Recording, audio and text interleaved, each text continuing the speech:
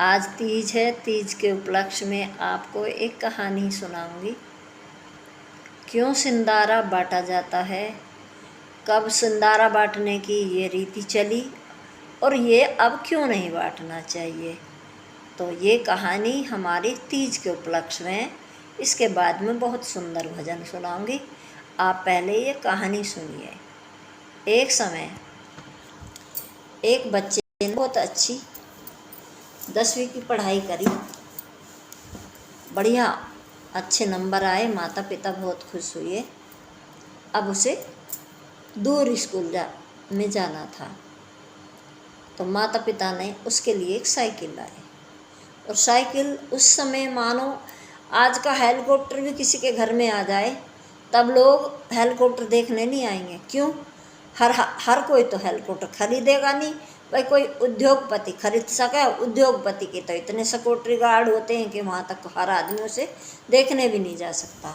और साइकिल आई तो इतने घर मोहल्ले के लोग उसकी साइकिल देखने आए और वो खुश होकर कहने लगा अपनी माँ से, माँ मैं दीदी के घर जाऊँगा। सावन का दिन था, महीना था और तीज बिल्कुल पास में थी। माँ ने कहा, बेटा तो तू खाली हाथ थोड़ी जाएगा, चलो मैं कुछ बना देती हूँ। उसने मीठी पूरी और पूड़ा बनाए और अब तो काहे में भी रख दो, पिन्नी में, कागज में, और उस समय हंडिया में रखे जाते थे। उसने एक हंडिया बड़ी सी पूड़ा मीठी पूरियों से भर के और उसे ढक के साइकिल के कैरियल पे रख बांध जोड़ और अपनी बहन के लेके वो चला गया। जब बहन के यहाँ पहुँचा तो सब ने देखा कि ये क्या लाया है, साइकिल आई है। उस साइकिल को देखने वाले उसके ससुराल में मानो उनके घर में भीड़ लग गई। साइकिल इतनी सबको नसीब नहीं होती थी उस समय। और साइकिल मानो आज हवाई जहाज का भी इतनी रोला नहीं मचा जितना साइकिल का मचा।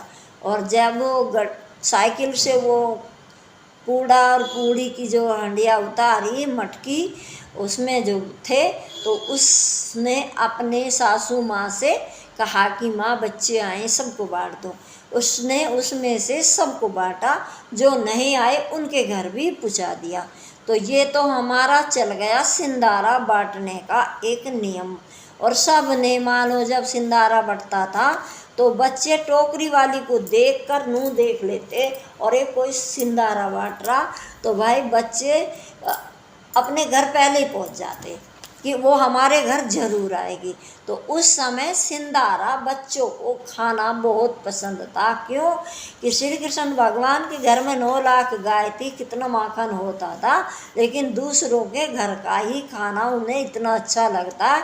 तो ये बच्चों की एक आदत है कि उन्हें दूसरे घर का खाना पसंद था। अतः इस तरह से वो सिंदारा कह दो या कोई सावन की कोतली कह दो, तो ये बांटने की एक विधि चल गई जो आज तक भी हम इसे निभा रहे हैं। लेकिन अब क्या हो रहा है, अब मीठी पूरी और पूड़ा तो कोई नहीं देता। भाई जो देता है बढ़िया भी मिलता है और घटिया भी मिलता है।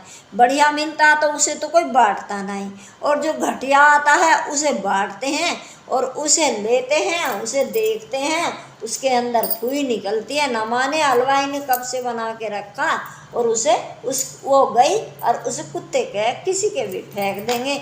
तो इस तरह से उस सगुन की चीज़ का अपमान हो रहा। तो मेरा कहने का भाव है कि अब इतना मंगाइए जितना आपके बच्चों के लिए तुम्हारे भाई, तुम्हारे घर वाले अच्छा ला सकें, आपके बच्चे खा सकें, आप उसे 1-2 घरों में दे सकें। लेकिन ये क्या कि भाई कुछ भी ऐसे बांटो और वो उसे फेंकते हैं इधर पड़े। मैंने खुद देखा है, गली में पड़े हैं, कुत्ते ने नहीं खाए, गाय बिजार ने नहीं खाए, पैरों में खुंद रहे हैं। तो इसलिए मैं आपसे हाथ जोड़कर रिक्वेस्ट करती हूँ, इस बात को यहीं अब रोक दो। क्योंकि उस समय एक तो गरीबी, हर आदमी सिंदारा नहीं दे सकता था, हर आदमी सिंदारा नहीं बांट सकता था। अब किसी को कोई गरीबी है नहीं, बढ़िया जो आते हैं उसे खुद खाते हैं, बुरा भला आया उसे बांटने लग जाते हैं और वो इस तरह पैरों में खुंदता फिर है। भाई आज से सिंदारे को तो कर दो बंद, बढ़िया से बढ़िया अपने। और भी ना तो भाई भाना भांजी कहते हैं, तो भाजी में तो हल्दीराम की भुजिया ही मंगा लीजिए, कम से कम अपने चाय नाश्ते के काम आएगी। ऐसे तो ये खुरमे बतासे ये तो बंद ही कर दो। मैं तो यही सलाह दूंगी कि भाई बढ़िया अपने बच्चों के लिए बढ़िया लाओ, अपनी दोस्ती अपनी सहेली जिसको देना जाओगे तो आप भी शान से दिखाओगे, अगला भी शान से खाएगा, शान से उसका सम्मान करेगा कि उसके घर से कितनी अच्छी चीज़ आई है। तो ये आप ऐसा कर सकते हो तो करो। यदि मेरा तो कहने का फर्ज था, मैं 2-3 साल से कहती आ रही हूँ, लेकिन आप नहीं मानते तो आप अनादर कर रहे हो अन्न देवता का। इसका पाप कहीं ना कहीं आपको ही लगेगा। क्यों?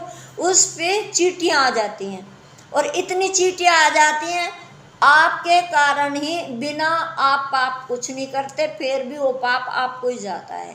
क्यों? चींटी तो दब के मर जाती है पैरों के नीचे, उस मीठे पे तो चींटी आती हैं। यदि उस चींटियों का लिपटा हुआ कोई खा भी लेता है तो भी पाप आपको लगेगा। तो इस पाप से बचने के लिए ये सड़े हुए खुरमे बतासे सब बंद करो, बढ़िया से बढ़िया भुजिया मंगाओ, कुछ भी मंगाओ, फल मंगाओ, फल लाओ, फल देओ, बहुत कुछ देने के लिए अभी बहुत कुछ है। ये हमारा अब पाठ पूरा हुआ।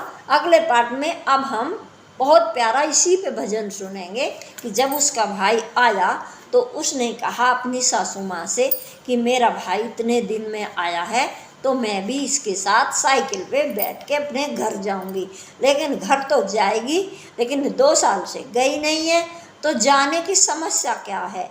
जाना तो चाहती है, अब समस्या क्या है इसे हम अगले भजन में सुनेंगे। तीज के उपलक्ष्य में हर हर महादेव जरूर सुनना।